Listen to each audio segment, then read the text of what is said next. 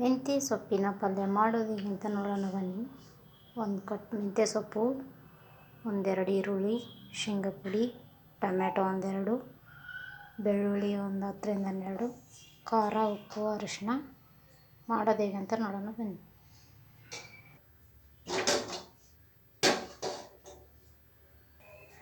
ಪಾತ್ರೆ ತೆಗೆದು ಎಣ್ಣೆ ಹಾಕೋಣ.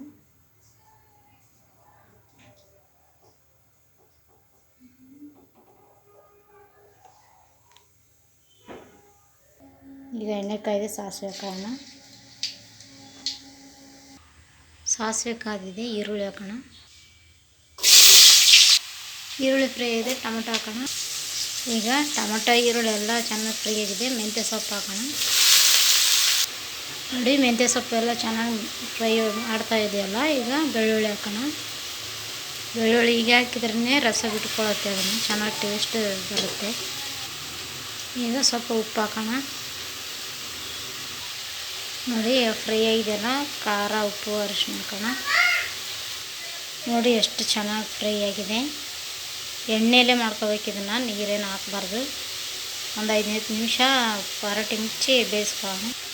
ನೋಡಿ ಎಷ್ಟು ಚೆನ್ನಾಗಿ ಬಂದಿದೆ ಪಲ್ಯ. ಇವಾಗ ನಾವು ಶೇಂಗಿನ ಪುಡಿ ಹಾಕೋಣ.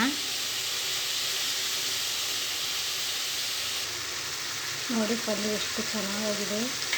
ಇದನ್ನು ಅನ್ನಕ್ಕಾದ್ರೂ ಕಲ್ಸ್ಕೊಂಡು ತಿನ್ಬೋದು, ಚಪಾತಿಗೆ ಆದರೂ ಕಲ್ಸ್ಕೊಂಡು ತಿನ್ಬೋದು, ರೊಟ್ಟಿ ಜೊತೆ ಅಂತ ಇನ್ನೂ ತುಂಬ ಚೆನ್ನಾಗಿರ್ತದೆ. ನೋಡಿ ಪಲ್ಯ ಎಷ್ಟು ಚೆನ್ನಾಗಿದೆ. ಮೆಂತ್ಯ ಪಲ್ಯ ರೆಡಿಯಾಗಿದೆ. ಈ ರೆಸಿಪಿ ನಿಮಗೆ ಇಷ್ಟ ಆದಲ್ಲಿ ಪ್ಲೀಸ್ ಲೈಕ್ ಮಾಡಿ, ಶೇರ್ ಮಾಡಿ, ಕಮೆಂಟ್ಸ್ ಮಾಡಿ.